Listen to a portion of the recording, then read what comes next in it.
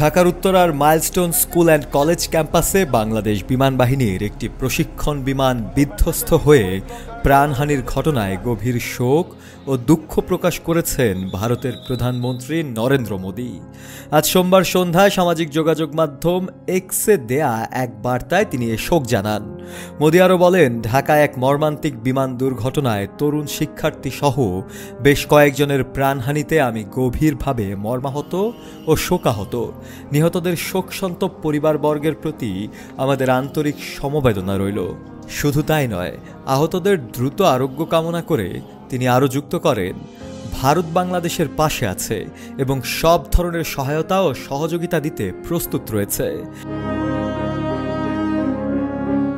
ভারতের প্রধানমন্ত্রীর এই বার্তাটি সোমবার সন্ধ্যায় ঢাকায় ভারতীয় হাই কমিশনের পক্ষ থেকে গণমাধ্যমকে পাঠানো হয়। অন্যদিকে পাকিস্তান সরকার এক বিবৃতিতে জানায়, ঢাকার মাইলস্টোন স্কুলে বিমান দুর্ঘটনায় মর্মান্তিক প্রাণহানিতে আমরা গভীরভাবে শোকাহত। আমরা বাংলাদেশ সরকার ও জনগণের প্রতি গভীর সমবেদনা জানাই, বিশেষ করে নিহতদের পরিবার, যাদের অনেকেই ছিল অল্প বয়সী শিশু। পাকিস্তান আরও জানায়, এই কঠিন সময়ে বাংলাদেশের পাশে আছে পাকিস্তান। বাংলাদেশের সরকার ও জনগণের প্রতি আমাদের সংহতি অব্যাহত থাকবে। এর আগে পাকিস্তানের পররাষ্ট্রমন্ত্রী ইসহাক দার এক্সে দেয়া এক পোস্টে একই ধরনের শোকবার্তা প্রকাশ করেন। এ ঘটনায় অন্যান্যদের সাথে প্রাণ হারিয়েছেন বাংলাদেশ বিমান বাহিনীর pilot flight lieutenant Mohammad Tauqir Islam. আন্তঃবাহিনী জনসংযোগ পরিদপ্তর আইএসপিআর এ তথ্য নিশ্চিত করেছে।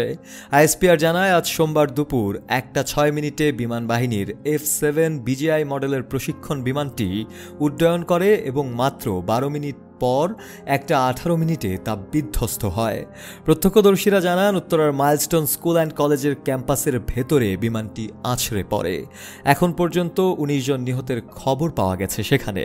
আহত ও দগ্ধ হয়েছেন অর্ধ শতাধিক শিক্ষার্থী, যাদের অনেকে আশঙ্কাজনক অবস্থায় হাসপাতালে চিকিৎসাধীন। শফিউল মাওলা, কালের কণ্ঠ।